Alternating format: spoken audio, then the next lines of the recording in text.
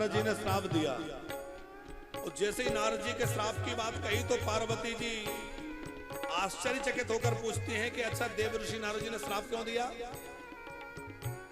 जरूर भगवान विष्णु ने कोई अपराध किया होगा तब तो नारद जी ने श्राप दिया। का अपराध रमापति कीना, कारण कवन श्राप मुनि दीना। अच्छा देखिए, इसके पहले सनकादिक की कथा सुनाई संक्षेप में, पार्वती जी ने नहीं कहा कि विस्तार से सुनाओ। जलंधर का प्रसंग सुनाया संक्षेप में, पार्वती जी ने नहीं कहा विस्तार से सुनाओ। पर जैसे ही नारद जी के श्राप की बात कही तो पार्वती जी बोली यह प्रसंग मोई कहाओ पुरारी, ये थोड़ा विस्तार से कहिए। क्यों? क्योंकि पार्वती जी नारद जी को समझती है अपना गुरुजी, गुरुजी मानती है कि नहीं? और ये गुरु चरणों की निष्ठा है कि मेरे गुरुजी ऐसे ही श्राप नहीं दे सकते, जरूर भगवान ने कोई गलती करी होगी तभी तो श्राप दिया है। का अपराध रमापति कीना। अच्छा बताओ भगवान ने क्या अपराध किया? माने अपराध वाली बात भगवान से जोड़ रही है और अपने गुरुजी को अलग कर रही है। हमारे गुरुजी ऐसे नहीं है जो वैसे ही श्राप दे दें, ये निष्ठा है।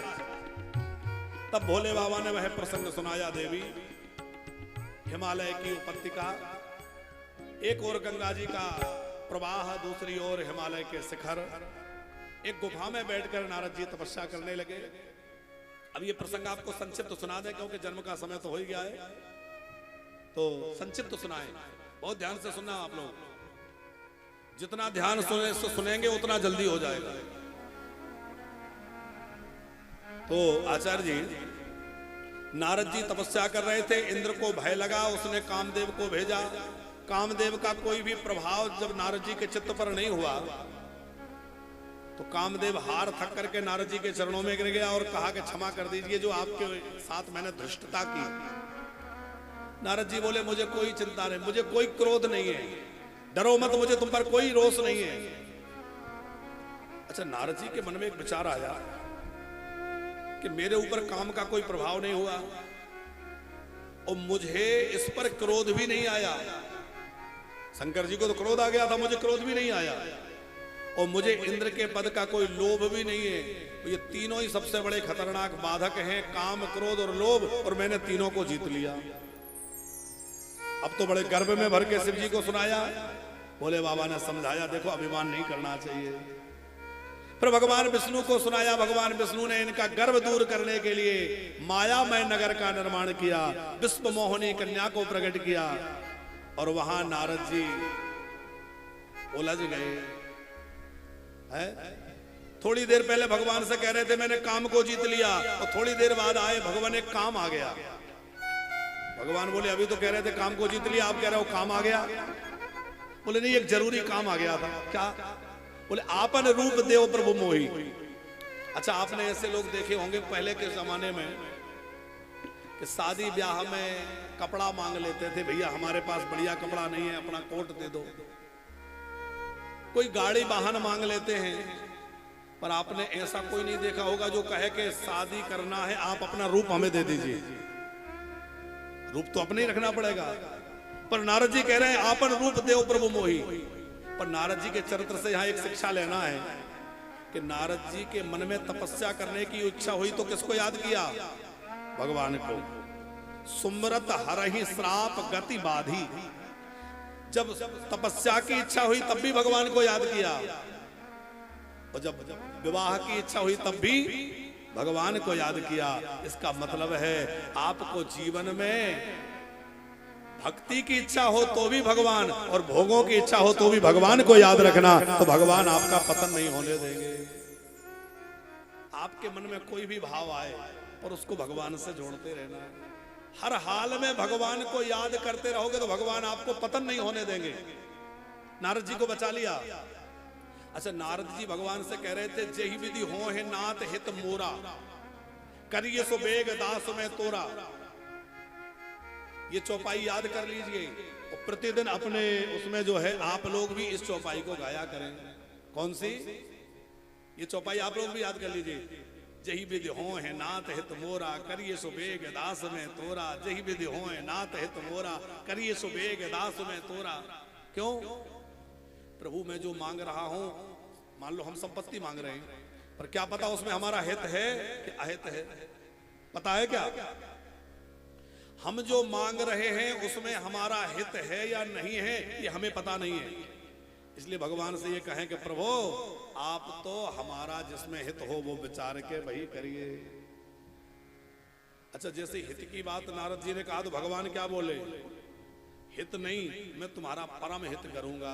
जही विधि हो है परम हित नारद सुनहु तुम्हार। मैं तुम्हारा हित नहीं करूंगा बल्कि मैं तुम्हारा परम हित करूंगा। और भगवान ने नारद जी को बंदर का मुंह लगा दिया। कथा आप सबने सुनी है ना, बंदर का मुंह दे दिया। अच्छा, बंदर का मुंह क्यों दिया?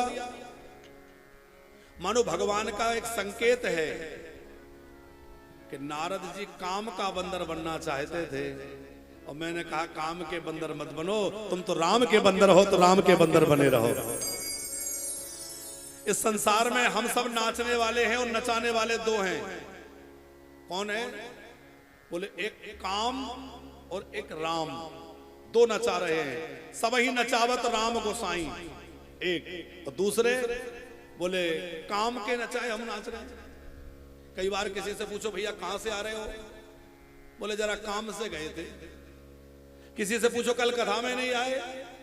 बोले जरा काम आ गया था। होता है कि नहीं? ऐसा बोलते हैं लोग। अरे भैया इतनी रात में कहां जा रहे हो? बोले काम आ गया। इतनी दोपहरी में कहां जा रहे हो? बोले काम से जा रहे हैं। अच्छा, काम से जाते जाते व्यक्ति एक दिन काम से ही चला जाता है। लोग कहते हैं वो तो गए काम से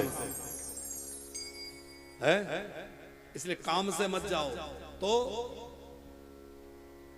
संतों से कभी आप पूछिएगा, जो अच्छे संत होते हैं, आप पूछे महाराज जी कहां से पधारे?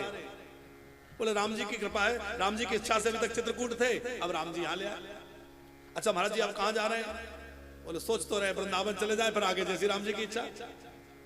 राम जी जहां, हर बात में वो यही कहते हैं जहां राम जी ले जाए, जहां राम जी ले जाए। और मरते समय भी उनसे आप पूछो कि अब कहां, तो शायद वो यही उत्तर देंगे कि राम का नाम लेकर जो मर जाएंगे, ये ना पूछो कि मरकर किधर जाएंगे, और वो जिधर भेज देंगे उधर जाएंगे, वो जहां भेज देंगे।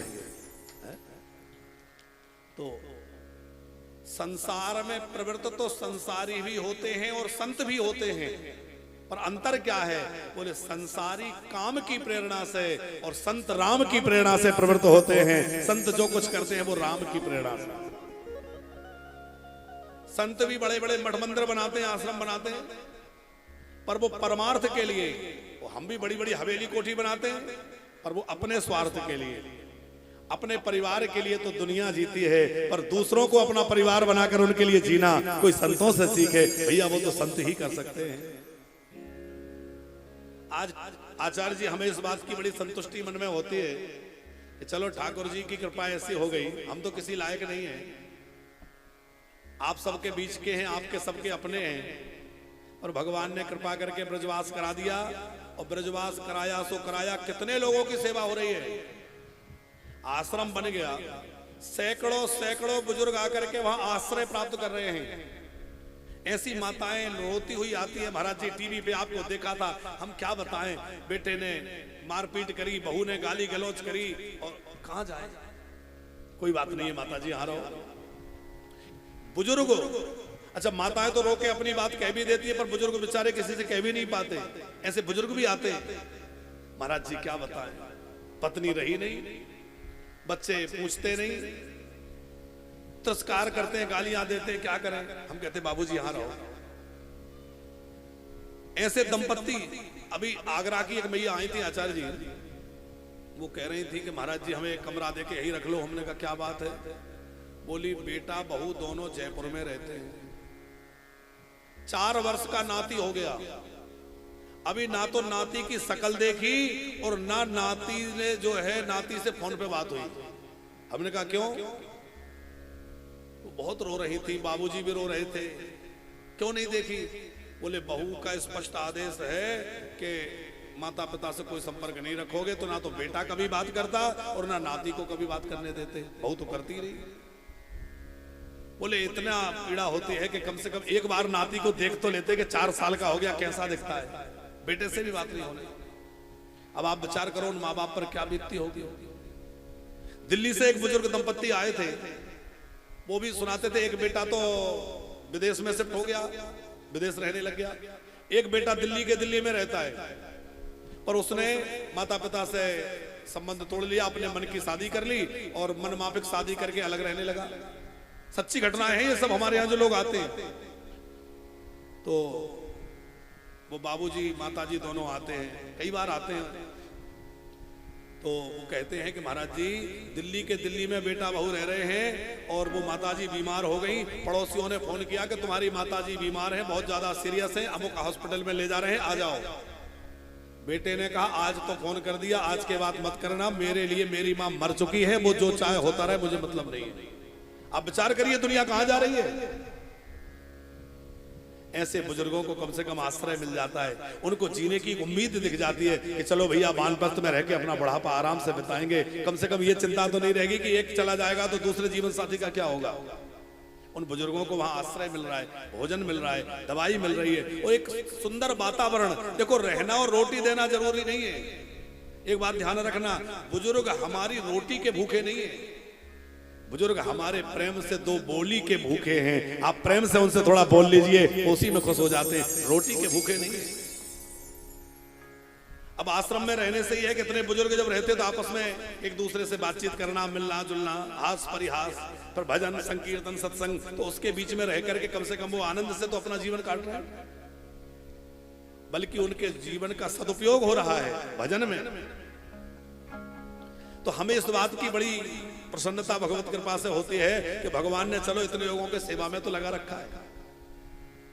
कथाएं करके जहां तहां जाके जो कुछ करके हम जो कुछ लाते हैं, हमें अपने भैया 300-400 लोगों का परिवार हो गया।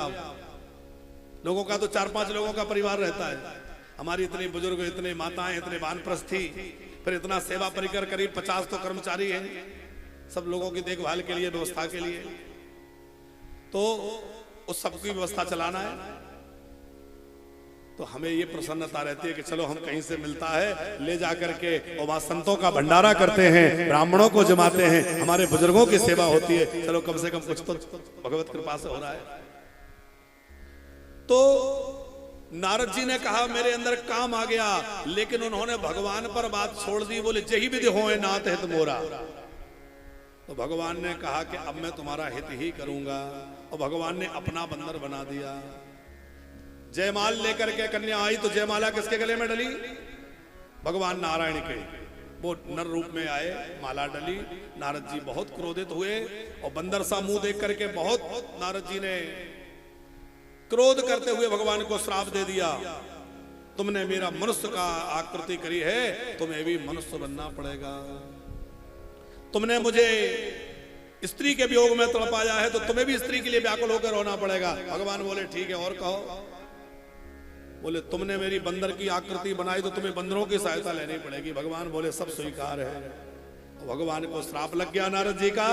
शिव जी ने ये प्रसंग सुनाया, फिर नारद जी काशी गए, वहां जाके शिव नाम का जप किया है। अच्छा आचार्य जी, अपराध तो विष्णु भगवान का हुआ, और भगवान विष्णु ने कहा जपहो जाहि शंकर सतनामा। काशी में जाके शंकर जी का भजन करो, तुम्हारा अपराध छूट जाएगा। क्यों? बोले भगवान नारायण की गलती हो जाए तो भोले बाबा का चरण पकड़ लो, और भोले बाबा के प्रति अपराध हो जाए तो हमारे राम जी के, ठाकुर जी के चरण पकड़ लो, क्योंकि एक दूसरे की व्यवस्था वो बना देते हैं। बड़ा आनंद हुआ। ये कथा भोले बाबा ने सुनाई।